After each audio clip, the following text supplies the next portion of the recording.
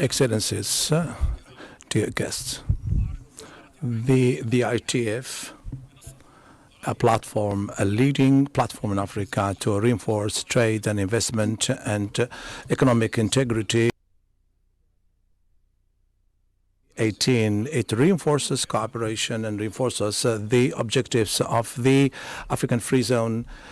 I call upon His Excellency Mr. Obasanjo, the former president of Nigeria, and the president, the chairman of the ITF. It is my joy and singular honor to welcome you to this premier trade and investment event in the calendar of Africa, the 4th edition of the Intra-African Trade Fair, IATF 2025, being hosted in this historic and beautiful city of Algiers from today, the 4th, to the 10th of September 2025. Permit me to express my profound gratitude to His Excellency, the President of People's Democratic Republic of Algeria, President Tebboune, together with his government, for graciously working hand in hand with African Bank, African Union Commission, and Africa Free Trade Africa Continental Free Trade Area Secretariat on successfully convening the 4th edition of the Intra-African Trade Fair. Mr. President, we commend you for your leadership and vision in driving trade development of the economy, such as energy, healthcare, industrialization, agribusiness, technology, and innovation. Your Excellencies, the Intra-African Trade Fair has emerged as the most important trade and investment gathering on the continent. IATF has demonstrated the power to connect buyers, sellers, investors, innovators, and government from every corner of Africa, and now from every corner of global Africa. IATF has become the engine accelerating trade expansion and investment flows throughout our world. The previous 3 editions generated combined trade and investment deals of more than $120 billion.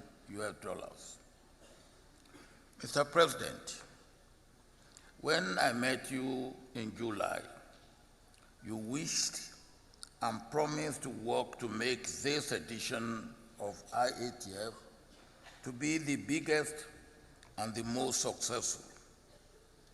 I assured you that we in the Advisory Council, the African Bank, the AU, and the Africa Continental Free Trade Area Secretariat will work solidly with you and your government.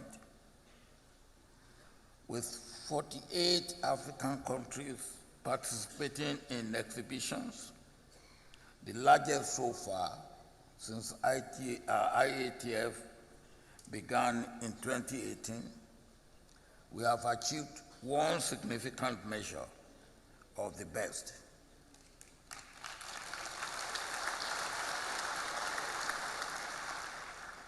This is possible because we work together with you and your able and performing ministers, commissioners, and the entire team of Algerian workers.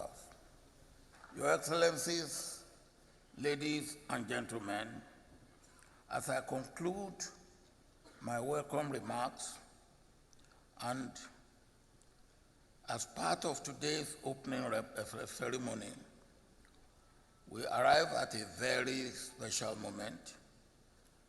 The IATF is not just a trade fair.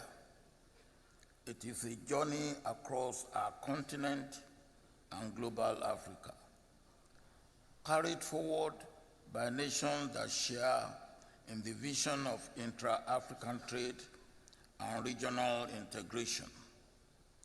Since its inception, the IATF has rotated across our continent, leaving its unique legacy and improving with each host nation.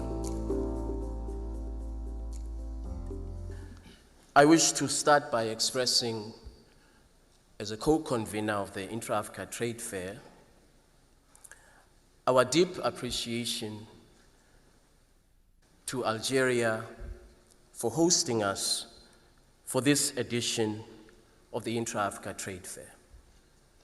It is indeed befitting that Algeria is a country that has a long history of Pan-Africanism, a country that has always been on the vanguard of anti-colonial struggle.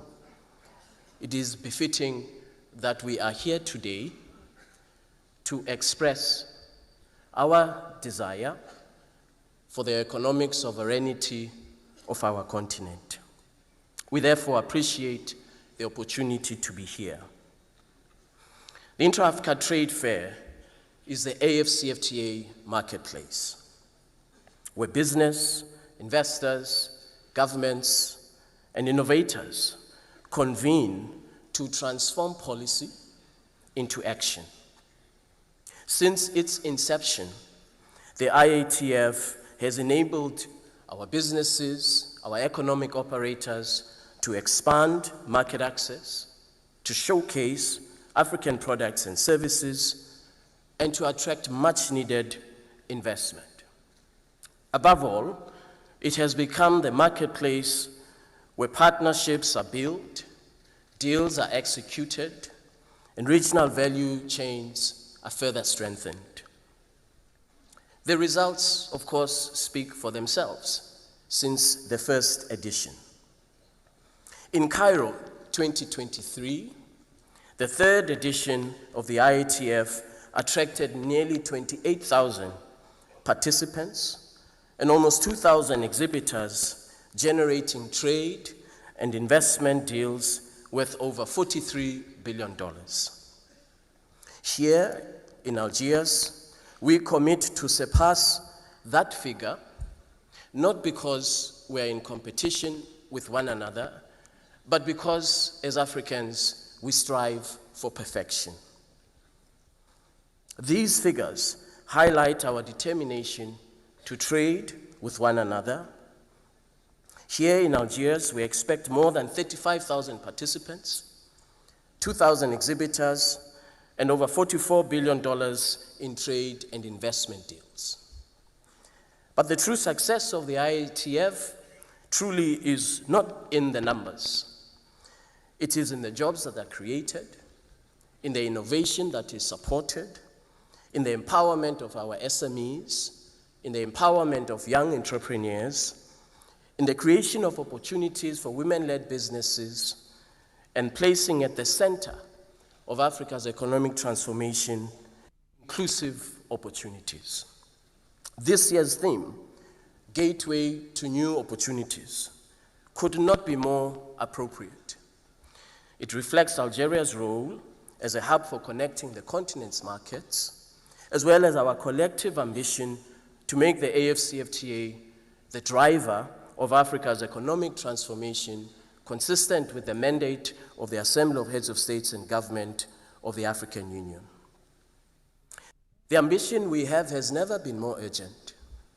The current global context, the ever-changing uncertainties in global trade patterns, the weaponization of trade policy, economic nationalism, investment nationalism, all of this directed at the African continent, compels all of us to act with unity, determination, and urgency to build a domestic market leveraging on the AFCFTA. To build resilience and safeguard our collective interests, we must accelerate implementation of the AFCFTA. In practice, this means that our timeline for eliminating intra-Africa barriers to trade and eliminating intra-Africa barriers to investment, that timeline has to be expedited, taking account of the current global context, which appears to be adverse. Your Excellencies, distinguished ladies and gentlemen, the AFCFTA is already delivering under the leadership of the Assembly of Heads of States and Government. Intra-Africa trade rebounded strongly in the year 2024, reaching 220 billion United States dollars, a 12.5 increase from 2023, according to Afreximbank African Trade Report of 2024. This recovery underscores growing confidence in Africa's economic integration model, at the heart of it driven by Agenda 2063, the Africa we want. Beyond the headlines, beyond the figures, the data demonstrates a gradual shift in the trade patterns and the trade composition of our continent. Primary commodities, of course, continue to dominate, and this has to change. There is, however, clear growth in the production of manufactured goods such as motor vehicles, food products and agro-processing, chemicals, and electronics. This shift signals the continent's transition from being a producer and an exporter of raw commodity dependency towards a more industrialized economy. This shift will be sustained stronger by further reforms, particularly in the areas of transport, infrastructure, and manufacturing. Indeed, through the adoption of the protocols of the African Continental Free Trade Area, the most recent, which was adopted by our heads of states, is a protocol on digital trade, as well as operating instruments of the AFCFTA, such as rules of origin, the e-certificate of origin, the Pan-African Payment and Settlement System that has ably been led by Afreximbank with our support, the Private Sector Engagement Strategy, the AFCFTA Adjustment Fund, and soon the Transit Guarantee Scheme are all instruments that position our continent to reach the objective of our founding mothers and fathers of a single integrated market in Africa. The protocol on digital trade in particular opens new avenues for young entrepreneurs, for innovators, for fintechs, and ICT-enabled services. Where we harness Africa's digital economy, we have the potential to generate millions of jobs for young Africans who are, of course, on the cutting edge of digital innovation in Africa. We must take urgent and concrete steps to ensure that no country is left behind, no entrepreneur is left behind, no SME is left behind as we roll out the AFCFTA digital economy. As we celebrate this progress, we must, of course, look ahead and confront the challenges that we know we will face along the way. Let me explain and set out a few of these challenges. First, integration is not only about trade rules. It must also be about connectivity. Many of us to our in Algiers had to connect outside of the African continent. Connectivity for intra-Africa travel must be improved. In this regard, the single African air transport market implementation becomes a priority. Second, we must ensure that no country and no SME, no entrepreneur is left behind. This requires that we accelerate supporting interventions such as the AFCFTA Adjustment Fund to ensure that all our private sector have the opportunity to benefit from this market of 1.4 billion people. I'm very pleased to note that the AFCFTA Adjustment Fund, during the course of the next few days, will be launched here in Algiers. We are most grateful for the leadership of His Excellency President Ruto of Kenya in terms of him being the champion of climate change for the African Union, and also champion of the African Industrialization Initiative. Through our collective efforts, we must send a very clear signal to the world that even in the midst of this challenging global economic and trade environment, Africa's market is open for investment.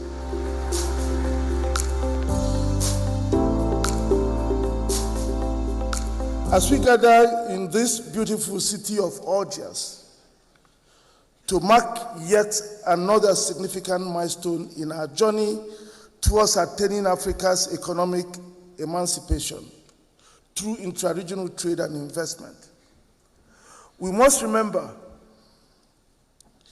the trials and tribulations that gave us political freedom and paved the way for the new journey we have now embarked on.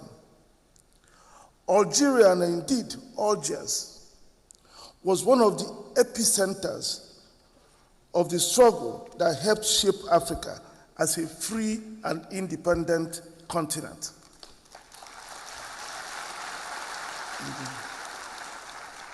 With courage and intellectual erudition, great Algerians such as Ahmed Ben Bella, Labib Ben Mahidi, Panan Mohamed Kida, as well as Pan-Africanists like Frantz Fanon, dedicated their lives to the pursuit and the eventual attainment of Algeria's political freedom.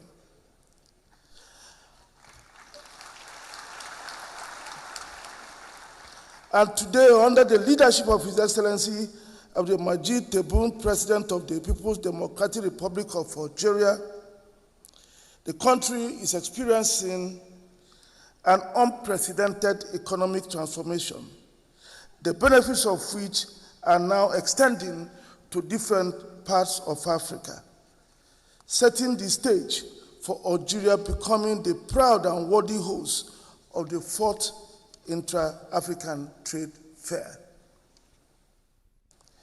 It is therefore with immense pleasure that I thank His Excellency President Abdelmadjid Tebboune, his able government, and the great people of Algeria for the excellent facilities and arrangements which made it possible for us to look forward to a world-class series of events here this week.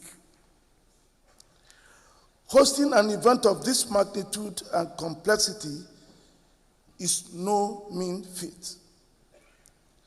Gathered here are an estimated 30,000 visitors and buyers, as well as over 2,000 exhibitors from all over the world. The fact that we have all been comfortably accommodated, taken care of, and going about our businesses easily is proof of the massive economic transformation Algeria has seen in recent years.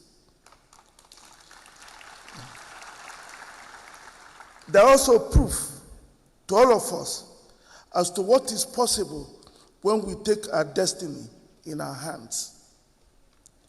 Allow me to also quickly recognize and thank the heads of state and governments from Africa and the Caribbean who have joined us here today.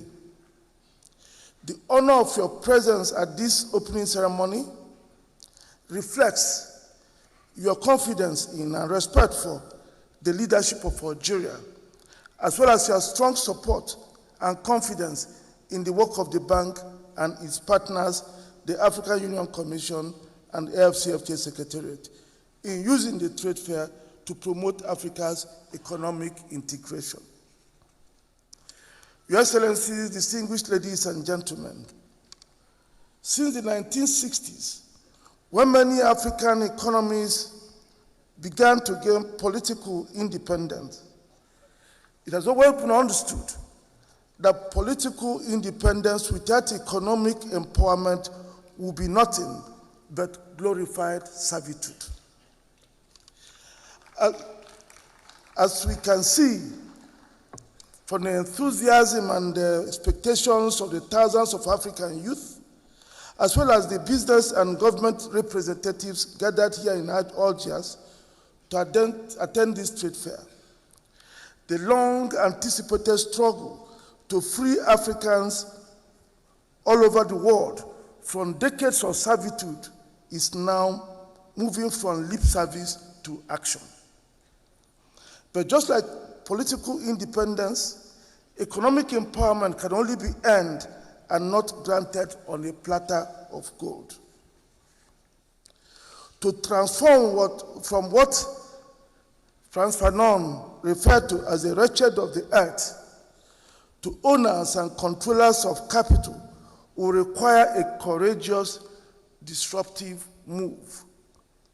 Another epic struggle, similar to those used to gain political independence in the 1960s, but different in important parameters.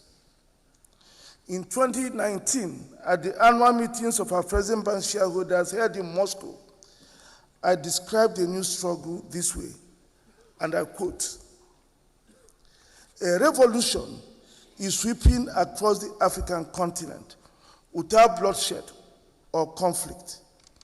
It is peaceful and will fundamentally alter our world, shatter old assumptions, and reshape our lives.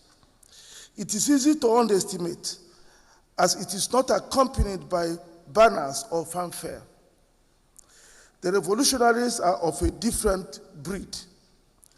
Instead of being trained in military camps, the freedom fighters for this new battle are being trained in technical schools and universities. Instead of fighting in trenches, this battle will be fought on factory floors and tech incubation centers. Instead of guns, the battle will be fought with ideas, hard work, and investments. While bravery was required for the political struggle, courage is a necessity for the economic liberation struggle. Tech are not armed guerrillas. Ideas are not brute force, will represent the potent forces for victory in this new struggle. And as with the political struggle, Africa needs partners that can support it to prevail. But the partnership we seek goes beyond aid and grants. Africa seeks partnerships founded on mutual respect and trust, as well as win-win economic cooperation and investments, and the pursuit of shared prosperity, unquote.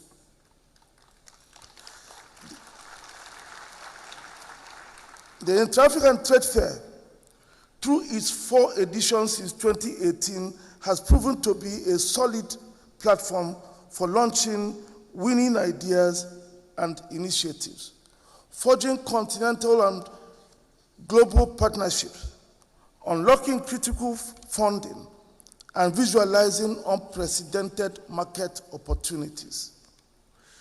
It's also proven itself to be a formidable platform for the new struggle for economic independence of all Africans, regardless of color, creed, location, gender, or status. The participation of Afrexim Bank, other African multilateral financial institutions, commercial banks, insurance companies, and other financial institutions remind our people with solid bankable that they too can dream big and expect their dreams to come true and not end in a pipe. It was not that Africa did not have kids as capable as, or even better than, many global giants, such as Bill Gates, Zuckerberg, and Steve Jobs. What we did not have was the capital and cohesive market to give them the audacity to dream. Gradually and surely, that is changing. We are reaching a stage where African kids can also dream, and some green shoots are beginning to emerge, as evident in the few unicorns Africa has bettered in recent years. That is why we are pleased that today, IATF has become the rallying point where the kids from the Kabylie region in the deserts of Algeria, Abu Simbel in the southern tips of Egypt, Kiwa Island in Tanzania, Ngongom in Senegal, and Tabankulu in South Africa, my own small town, Nokwa in Nigeria, and many others in between can expect to bring their ideas, creativity, innovation, and expect not only to be listened to with respect, but actually supported. We believe that we have built a platform and supporting ecosystem where young Africans who may change the way the world lives, reads, interrelates, does business, and manages. The proof is in what we have seen emerge from the platform since 2018. Permit me, Your Excellencies, to cite some examples. When the government of Tanzania decided to develop the Rufiji Dam project to bridge its 6,000 megawatt electricity needs, curb seasonal flooding, and support farmers, international financiers, insurers, and even contractors shunned the project. It was at the IATF in 2018 that Tanzania signed the construction contract with 2 Egyptian contractors, Arab contractors, and SWD Electric, to implement a $2.9 billion project. Afreximbank arranged the guarantees and funding, leading a consortium that included the Egyptian and Tanzanian banks. And today, Tanzania can boast of self-sufficiency and even think of exporting power, dream of establishing heavy industries, worry less about loss of lives in Stigler's Gorge due to flooding, etc. The project is today the largest intra-African EPC project financed solely by African financial institutions.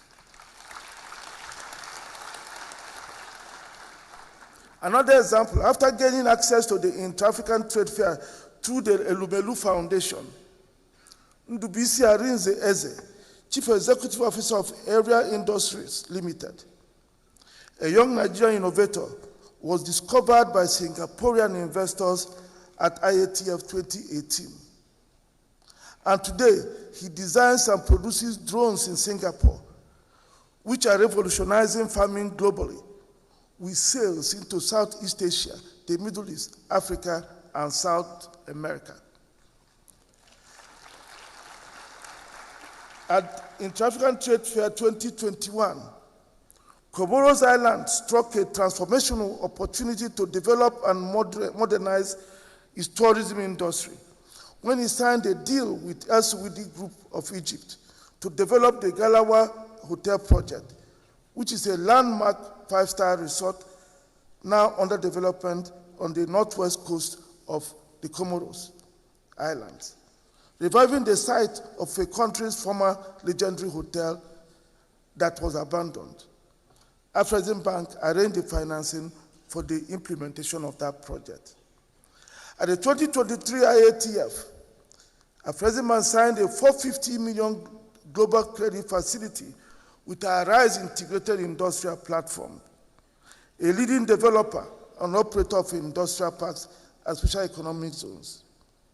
The facility, which was disbursed in 2024, is financing the development and the expansion of industrial parks in Malawi, Nigeria, Cote d'Ivoire, Democratic Republic of Congo, Sierra Leone, and Chad, while also providing working capital from commodity purchases and trade, creating jobs and bringing more foreign exchange revenues to these countries.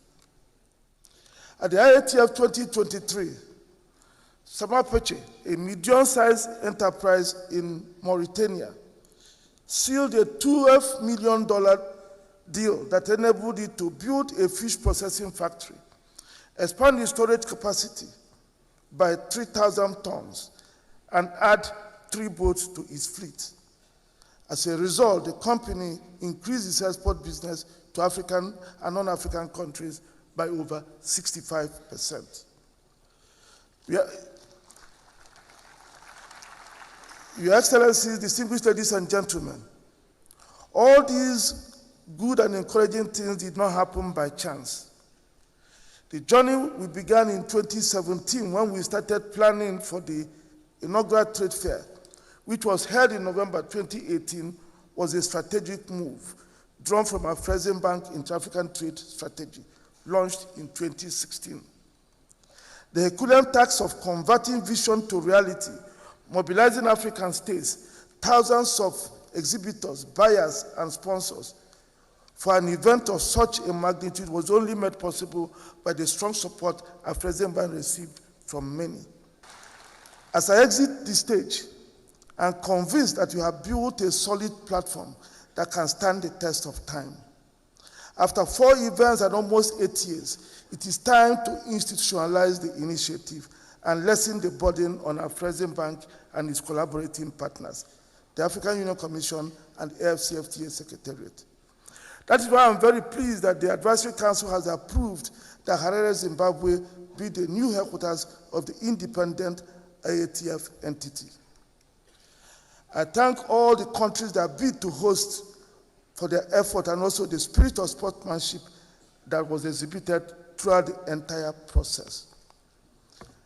I congratulate the government of Zimbabwe for putting up a strong bid and hope that they will work assiduously with the Advisory Council to quickly open the IATF as an independent, sustainable organization in Harare. It's also encouraging that the Board of Directors of Afreximbank has approved an initial capitalization of $28 million for the institution and approved that Afreximbank can put up that money. We thank them.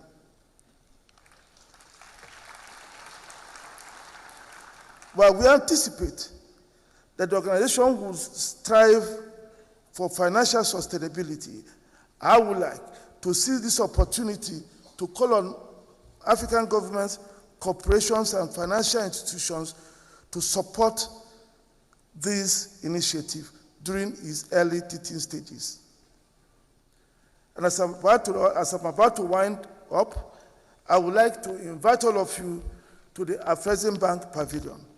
And when you go to the Afreximbank Pavilion, you will discover that the trade fair will give you the market opportunity, but that Afreximbank has also provided all the things you need to make you trade: the payment system, the quality assurance center, transit guarantee, the digital platform that will make it easy for you to convert the deals you strike here into businesses. And finally, let me again thank His Excellency President Tebboune and the Advisory Council led by Baba for the honor given to me today by the gift that was given to me and the praise that I received. I thank you very much for that, and thank all of you for your kind attention. In the name of God, the merciful, the compassionate, peace happen, most noble of all prophets, Excellencies, ladies and gentlemen, head of states and head of governments, the Excellencies, the ministers, ladies and gentlemen, representative of the of the regional international organizations, and dear guests and dear members of the media family, I'm delighted and it's an honor for me to bid welcome for all of you in Algiers, Algeria, on the occasion of the official, the 4th edition inauguration of the IATF that Algeria is hosting with great honor and great dignity and pride.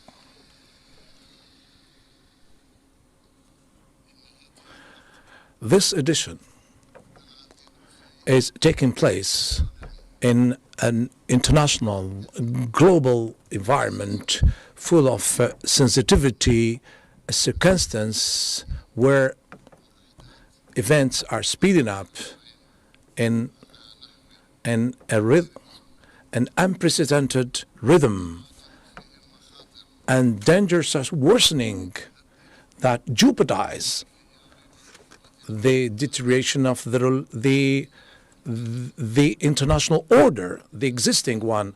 This organization then has become today is threatened in its essence, in its heart, and the rules on which it is based, the institutions that are based, the political institutions, be it security and even economic ones. The fear and the apprehension and the whole fear and apprehension that Africa becomes our dear continent once again will become one of the most victimized and all these deteriorating situations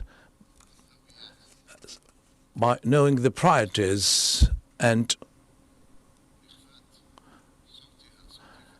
be silenced. The voice of Africa will be silenced, and to marginalize its role in remaking the international order despite all the resources it has and the capacities and potentialities it has. And starting from that, from this vision, our today's meeting then is not just an economic event, but the crystallizing the general awareness that pushes us to build an integrated continent with full willingness is an active and dynamic and international and regional environment.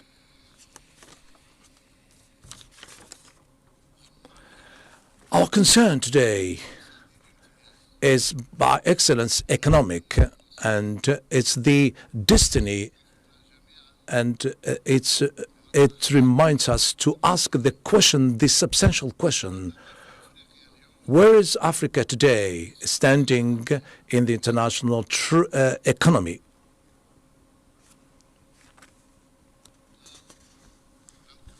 And we cannot ignore the fact that we made great feats and acquisitions during the last 2 decades, and among which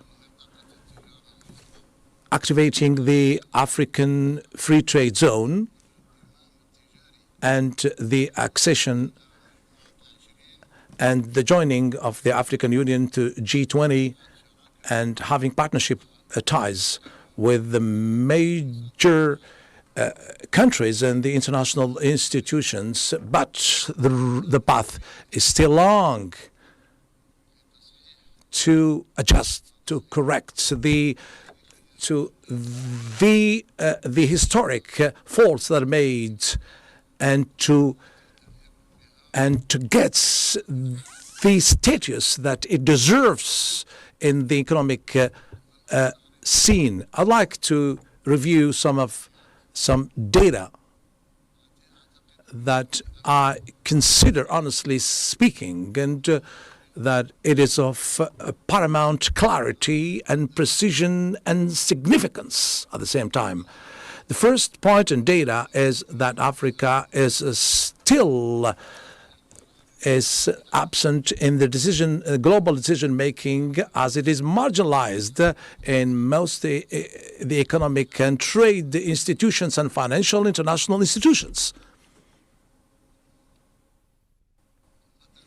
As an example, that the rate of the African rate, all included, all countries, the rate of 6.5%, 6.5% of the voices in the IMF, and the lowest quota is or rate in these institutions that does not exceed 11% when it comes to the World Bank.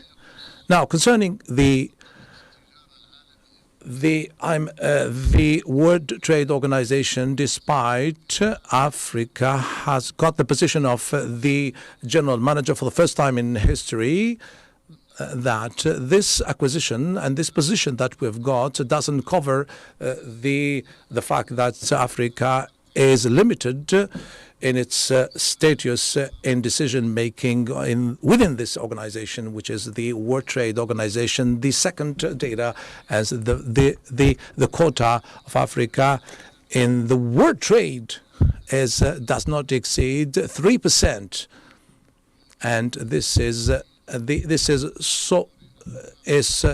it's nothing compared to the resources that constitutes 30% of the world trade, the world natural resources.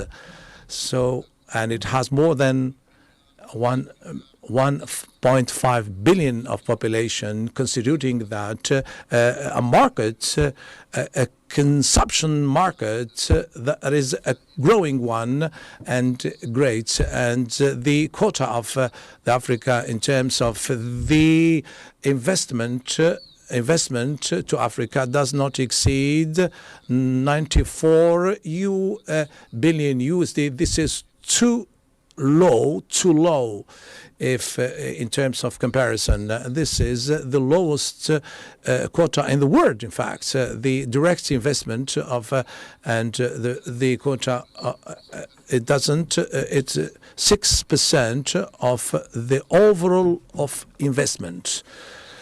The third data, it is the intra-African trade is still represents only 15%. That is to say, the exchange between the African countries compared to the intra-African, it reaches in Europe 60%. So in Africa, it does not exceed more than 15%, 1.5. Undoubtedly, then this situation cannot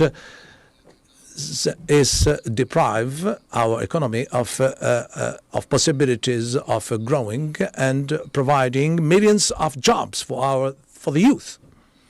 And the fourth data is, and Africa is suffering from a big gap in the infrastructure to transport, power, and communication and financing. And this is the gap that represents 90 billion USD annually, and it costs Africa an annual drop of 2% of its GDP. These data then should not limit our enthusiasm, our will, but on the opposite, we should be a booster in order to revive our potentials, collective powers, to transform our reality to a success where we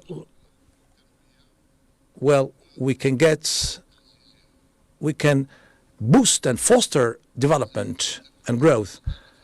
And Algeria is but an active part in this endeavor, and it has taken care of and has endeavored to contribute this to face up the challenge for the present and the coming generations. And the contribution of Algeria then in this endeavor can be represented through different aspects. Among them, just as an example, but not limited to that, first we have the projects, the major structural projects that are continental of orientation that Algeria launched, and such as the Trans-Saharan road that will link between Algeria and many brotherly countries in the Sahel region, and the projects of the gas pipe as well, the Algerian gas pipe, Algeria, Nigeria, that will secure the energy to different countries, many countries, and the project of the optic fiber that will realize the digital sovereignty and will reinforce the innovation in the benefit of the region of the neighboring countries. And all these projects are on the way, are in the pipe.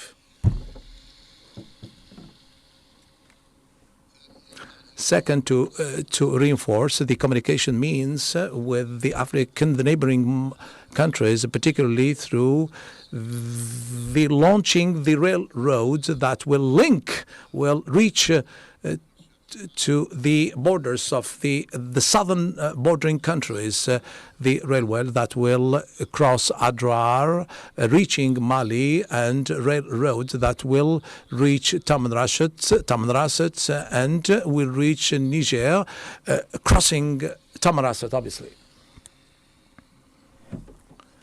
And opening air links with neighboring countries, and a maritime line connecting with different neighboring countries in the western and northern part of Africa. Three, the contribution in providing and the components of and the intra-African by treating 5 free zone zones in the Sahel and the Arab countries and African countries, and opening branches for the Algerian banks in Africa, and as well inaugurating the trade representative in the Sahel region. So all this, that was just that Algeria, well, we were lagging behind. Now we are just catching up what we have not done in the past. We cannot say that Algeria, we cannot say when you go to Addis Ababa, you should go through European countries. If you want to go to Dakar, you have to have a stopover in Africa. This is not Africa, by the way. Then, so we are catching up the deficiency, and the present government's line is trying to catch up and to bridge all these gaps so that we become Africans. And second, we contribute as much as we can to the development of our continent, and particularly this is African continent is the future, and Africa, the continent, is despite all what the potentialities, the mining potential is beautiful. It's young. It's young, and the others are just getting old. We should gain politically and economically that what we're doing now is for the youth of Africa. Alhamdulillah. And thanks to God, we've seen through the Algerian youth, through the African youth, that this is innovative youth and that knows how to manage things. It doesn't have any hang-up with other continents, and the future is within the youth, our youths, African youths. 3, and the contribution by providing all the reinforces of inter-African trade by creating 5 free trade zones. Fourth, to optimizing value, optimizing the human resources. For now in September, Algeria is providing every year for Africa 8,000 scholarships for our countries, the youth from Africa. 8,000 scholarships starting in order to join our universities, the seats, the institutes and poles of excellency in mathematics and robotics and the nanotechnology and AI, the artificial intelligence. Despite we have 101 universities, and Algeria is proud of that, by the way, that it contributed to since its independence by training not less than 65,000 the cadres, African cadres and executives that did their studies without any talking and making any advertising or anything, writing it on the papers, because we believe that we're working in silence. We're activating without just talking, and Algeria as well. It's not very far away, with a huge number in billions of dollars, with all modesty, without making any noise, without Algeria. Algeria is African. We are convinced that our future, first of all, is inside Africa. This is our future. Algeria then believes that the success of the African free zone is based on the fact that our capacity to work together to set up an integrated infrastructure network, and we hope that in 5 or 6 years from now, and the Algerian ports, seaports, will receive goods from African countries, that those who are landlocked countries that are landlocked, so it takes only 24 hours to reach. So they can reach them. They can reach from the Algerian seaport any part of the world. Now, Algeria today is after giving its looking down at the African and giving its back to Africa. Now it's heading with strength, with conviction towards Africa. To create the win-win environment of investment, and we badly need to foster the efforts and mobilize the capacities, and having common aspirations in order to transform this free trade to an engine for and a starting point for that Africa will recover its status on the international scene with peace and with hope and with ease. Let's make this 4th edition then as the starting point, a new starting point, a launching pad, and a new era where we pull together, we pull all our resources hand in hand, and we have stable steps towards a strong Africa that is developed, consolidated, will make its food by itself, and will continue to, and will invest, its resources for the benefit of its youth, children, men, women, and will snatch its position with rightness in the word of today and the word of tomorrow, and at the same time as well. And with these few words, probably they come from the heart. but everything comes from the bottom of my heart, by the way. They look sentimental, but in fact we are meditating, we're activating for a genuine African development, Africa. So this is not a lab for testing weapons. Anyone who wants to stop the illegal immigration should help us to develop the African countries and provides job opportunities for the Africans, for the African youth. So we're hoping that things will get better. And